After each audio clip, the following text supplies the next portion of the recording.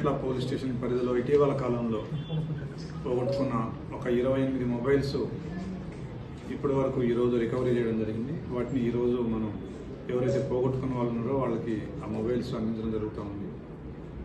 గౌరవ సిపి గారి ఆధ్వర్యంలో ఎవరైతే మొబైల్స్ పోగొట్టుకున్నారో వారందరినీ CEIR పోర్టల్ ద్వారా వారి మొబైల్ని మళ్ళీ తిరిగి ఇచ్చే దానికోసం పోలీస్ డిపార్ట్మెంట్ నిర్విరామంగా కృషి చేస్తుంది.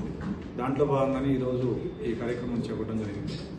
సో దీంట్లో ముఖ్యంగా ఎవరైతే మొబైల్స్ పోగొట్టుకున్నారో లేదా ఎవరి మొబైల్స్ అయితే దొంగిలించబడ్డాయో వాళ్ళకి మేము ఇచ్చే సూచనలు ఏంటంటే, మొదట మీ మొబైల్ పోగొట్టుకోగానే ఒకవేళ మీరు కనుక టెక్నాలజీ మీకు ఐడియా ఉంటే కనుక CEIR పోర్టల్లోకి వెళ్ళి అక్కడ మీ పాత మీ మొబైల్ పోగొట్టుకున్నప్పుడు లేదా తస్కరించబడ్డప్పుడు ఏదైతే మొబైల్ నెంబర్ ఉందో ఆ మొబైల్ నెంబర్ ఇవ్వడం, దాంతోపాటుగా IMEI నెంబర్, మీరు ఆ మొబైల్కి ఒక IMEI నెంబర్ ఉంటుంది, స్పెషల్ నెంబర్, అది అప్లోడ్ చేయడం.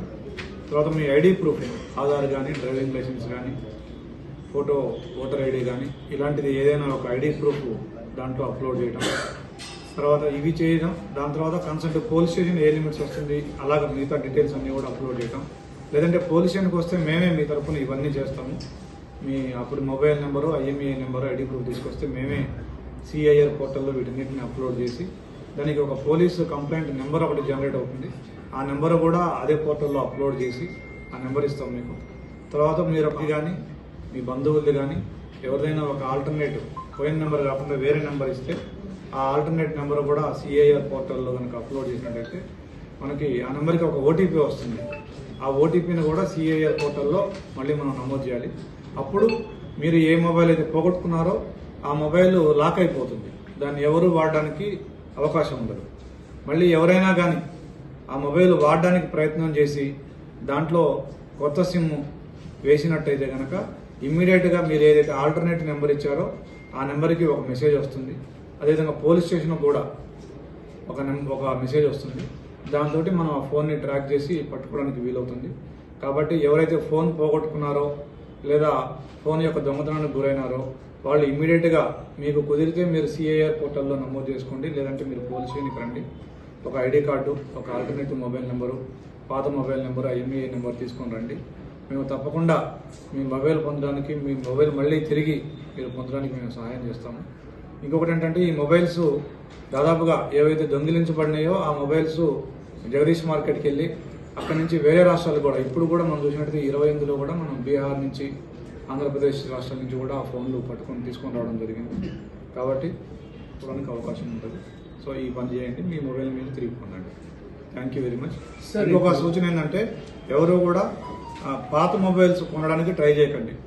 ఎందుకంటే దానివల్ల ఇట్లా దొంగతనాలకి మనమే ప్రోత్సహించినట్టు అవుతుంది. అదే కాకుండా ఆ మొబైల్లో రిమోట్ యాక్సెస్ యాప్స్ వేసి మీ కదలికలు కానీ, మీ విలువైన సమాచారాన్ని కానీ, మీ పర్సనల్ డేటాని కానీ వాళ్ళు తస్కరించే అవకాశం ఉంది. కాబట్టి మీరు పాత మొబైల్స్ కొనడానికి ఎవరో కూడా ఆలోచించడానికి ప్రయత్నించండి.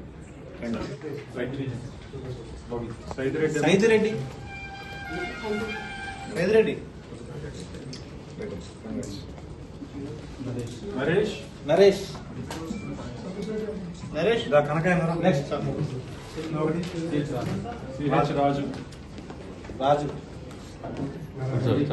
సంజయ్ కుమార్ రాజు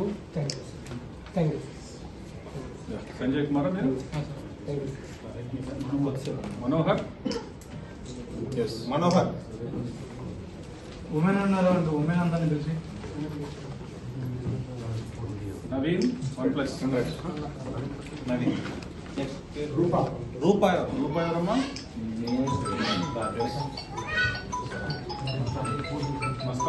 మస్తానయ్య పాపారావు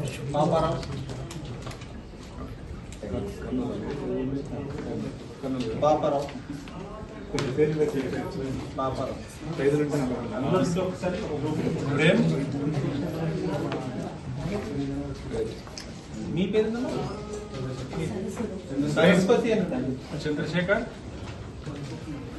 చంద్రశేఖర్ నెక్స్ట్ మీరా Chandrashekar next page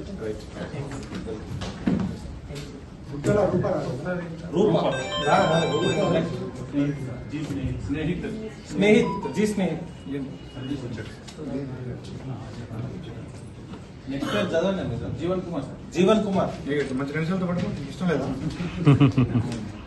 okay right Jeevan Kumar 2 నిమిషాలు లాస్ట్ ఫోటో